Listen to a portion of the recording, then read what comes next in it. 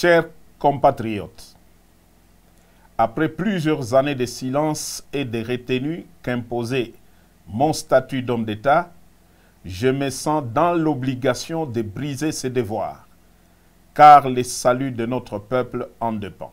Les élections de 2018, qui ont consacré une passation pacifique du pouvoir pour la première fois en RDC, ont été soumises à un challenge dont l'objectif était la déstabilisation à la libyenne de tout le pays.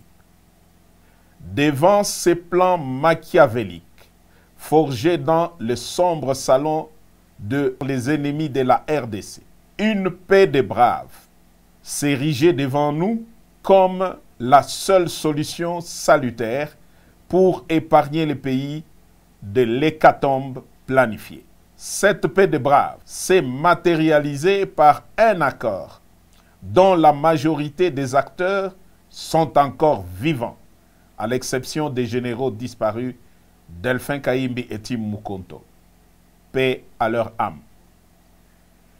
L'opinion tant nationale qu'internationale retiendra que l'enjeu exclusif qui avait motivé la signature de cet accord, c'est l'alternance pacifique entre un président entrant et un président sortant sans effusion de sang, comme cela a toujours été le cas depuis l'indépendance. Force est de constater que cet acquis indéniable est malheureusement mis en mal gravement par Félix Antoine Tshisekedi, qui en était le plus grand bénéficiaire. En effet, dès la prise du pouvoir, le nouveau président a commencé à déboulonner, selon ses propres termes, les systèmes qu'il a mis au pouvoir en dépit des prescrits de la Constitution. Son pouvoir a été caractérisé par des antivaleurs et des mots qui, aujourd'hui, mettent en péril l'unité du pays. Je cite: la corruption institutionnalisée, les tribalismes à outrance, la prédation des richesses du pays en détruisant le cycle de la croissance économique dont tous les agrégats macroéconomiques étaient favorablement ouverts au début de son mandat. L'instrumentalisation et la tribalisation de la justice, les assassinats politiques, ainsi que le crime d'État dans le Katanga et dans l'Est de la République. La paralysation et la caporalisation du Parlement, symbole de la démocratie. L'affaiblissement de l'armée et du système de défense par les tribalismes et les traitements à la tête du client. La gouvernance par défi, en muselant la presse et en violation de tout le droit de l'homme auquel le pays avait souscrit par une ratification solennelle des traités internationaux en la matière. Pour preuve, l'arrogance et menaces publiques dans les discours au Kasaï et à l'étranger à l'encontre des opposants politiques. La mort de l'opposant Chérubin Okende est tout sauf un hasard. Le non-respect des accords nationaux, régionaux, et j'en passe. Au dernier sommet de l'ONU, Fachi a raté l'occasion de se taire à 3 mois de la fin de son mandat. Dès lors, les devoirs et le patriotisme m'interpellent et m'appellent. Devrions-nous nous taire et regarder périr un peuple dont tous les espoirs étaient permis lors de la première alternance pacifique du pouvoir? Tshisekedi a perdu toute légitimité en reniant l'accord qui lui a permis d'accéder au pouvoir. Il est aujourd'hui comme un inconscient qui joue avec le feu dans une poudrière. Nous taire ou nous résigner serait trahir ce peuple qui a droit à espérer mieux. L'armée et la police, ainsi que toutes les forces de défense du pays, ne sont plus liées au devoir d'obéir dès lors que le commandant suprême est devenu lui-même un danger par son immaturité, son incompétence notoire, son népotisme et son comportement tribaliste qui menace l'unité nationale. Les élections prochaines seront le feu qui va embraser la poudrière. Car, loin d'être transparentes et inclusives, elles ont été organisées pour une tricherie à grande échelle et malheureusement cousues de fil blanc. J'en veux pour preuve. 1. La répartition des sièges ne représente pas la vérité démographique de province et les faits en faveur de milieux sociaux favorables à Fachi. 2. La CENI est fortement tribalisée, ainsi que toutes les chaînes de commandement pour l'organisation des élections, à savoir A. La chaîne de commandement des opérations électorales. B.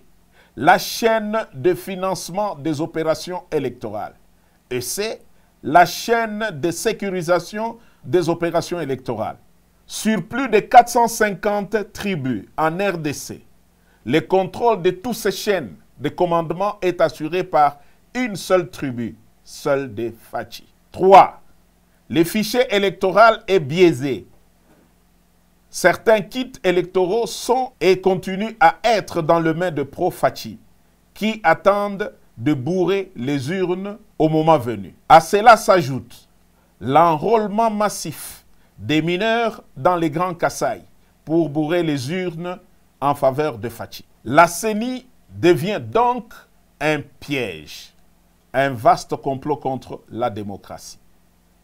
Je répète, la CENI devient un piège et un vaste complot contre la démocratie. Il est donc impensable que des politiciens veuillent participer à de telles élections pour légitimer un pouvoir qui conduit le pays tout droit vers son implosion.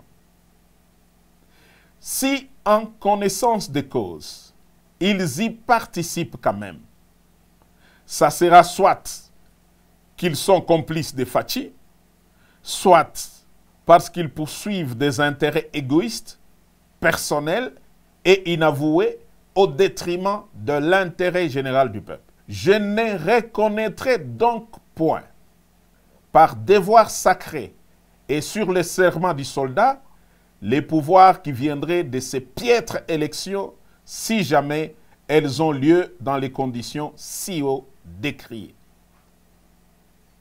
Fachi, après avoir craché sur tous ceux qui ont milité pour son pouvoir, n'a ni droit de se représenter, encore moins de conduire l'indispensable transition pour créer un bon climat propice aux élections dignes de confiance et source de légitimité politique.